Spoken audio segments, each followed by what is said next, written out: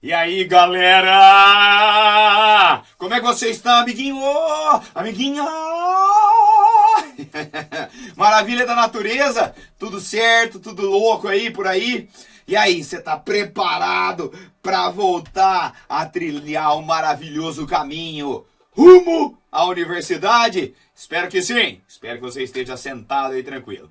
Dando continuidade, galera, no estudo da eletricidade. Na aula de hoje a gente vai estudar a lei de Coulomb. Então lembrando que nas aulas passadas nós discutimos a propriedade da matéria denominada carga elétrica, né? Vimos como eletrizar os corpos, como desbalancear o número de cargas positivas e negativas e aí o corpo apresentar uma carga elétrica. E já comentamos sobre a lei de Dufay. Vamos lembrar ela? Ela que traduz as interações. Cargas de mesma natureza, mesmo sinal, se repelem, tá? E cargas de sinais opostos se atraem. Para o caso de cargas elétricas de dimensões desprezíveis, que nós costumamos chamá-las de cargas puntiformes, nós temos uma lei simples, né? Que é a lei de Coulomb. Por que a gente precisa dessa lei de Coulomb? Ora, galera, a gente sabe que existe atração e repulsão, mas a gente ainda não consegue determinar a intensidade dessa força. É justamente a lei de Coulomb que vai nos trazer essa informação.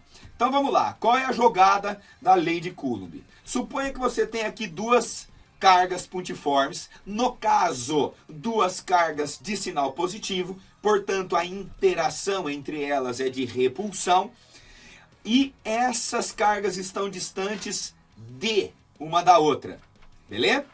Muito bem, então a gente considera que essa carga tem um valor Q, essa carga um valor Qzinho, que poderia ser positivo, negativo, negativo, negativo, enfim, não interessa a carga para a intensidade, o sinal da carga, perdão, para a intensidade.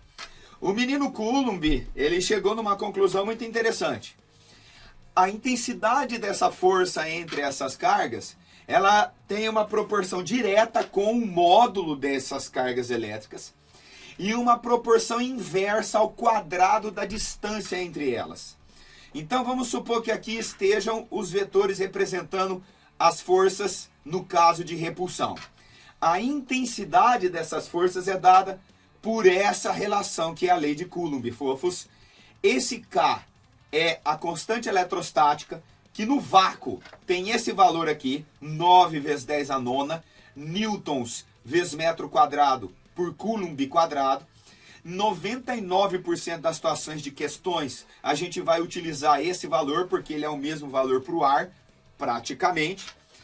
Aqui, se você observar na expressão, nós temos um módulo da carga, por isso que eu falei há pouco, que não necessita o sinal.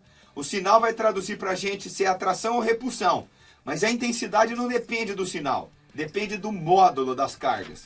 E aqui, como eu disse, a distância ao quadrado. O que isso quer dizer? Que a força ela diminui a sua intensidade bem rapidinho. Se você duplica a distância, a força já cai para 1/4 do valor. Se você triplica a distância, para 1/9 do valor. Tá vendo? 3 ao quadrado aqui no denominador.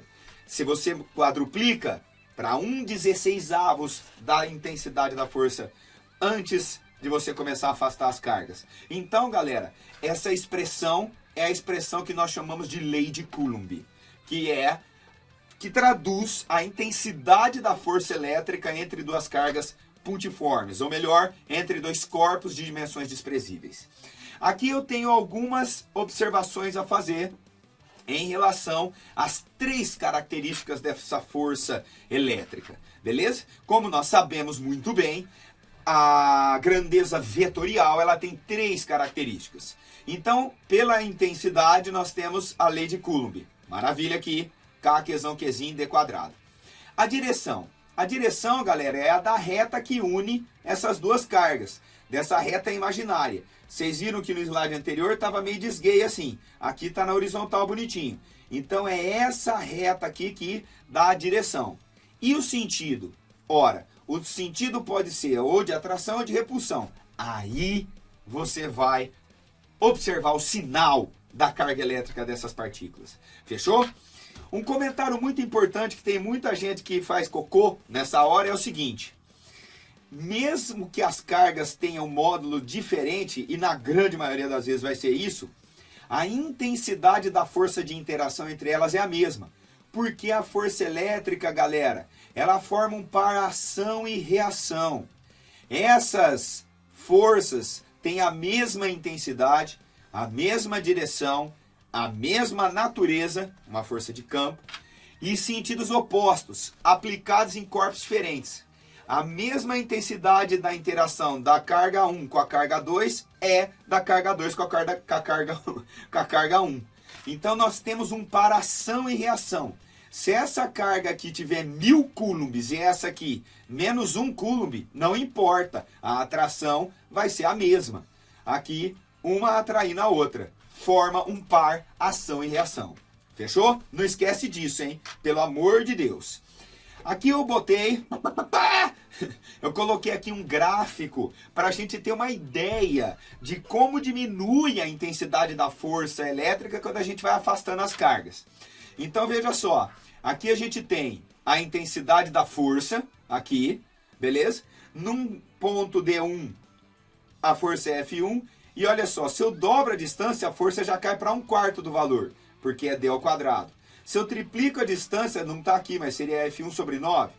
Quadruplica, F1 sobre 16. Então a gente tem essa curva psicodélica que representa a intensidade da força em função da distância entre as cargas. Fechou? Ô Gansô, e se a gente tiver um conjunto de cargas, não apenas duas, mas se nós tivermos 3, 4 partículas carregadas eletricamente, o que a gente faz? Simples, galera. A gente vai determinar a resultante das forças que agem nessa carga. E é uma soma vetorial, porque a força é uma grandeza vetorial. Então suponha que você tenha 3 cargas aqui, ó. Uma negativa, uma positiva e uma positiva. Nós temos a interação de 1 com 2, de 1 com 3 e de 2 com 3. Então essa carga aqui ela vai ficar sujeita a uma atração entre 1 e 2, uma atração entre 1 e 3, e essas duas fecham o paralelogramo, nós teremos essa resultante. A mesma ideia aqui. A 1 atrai a 2, a 3 repele a 2, porque elas são positivas. Aqui está a resultante na partícula 2. E a mesma coisa aqui. A 2 repele a 3, a 1 atrai a 3. Essas duas forças teria como resultante aqui. Belezeira? Tem os casos particulares, que a gente já sabe bem lá da parte do estudo da mecânica, mas eu não custa aqui ressaltar, né? A situação em que elas são perpendiculares, é só mandar o Pitágoras.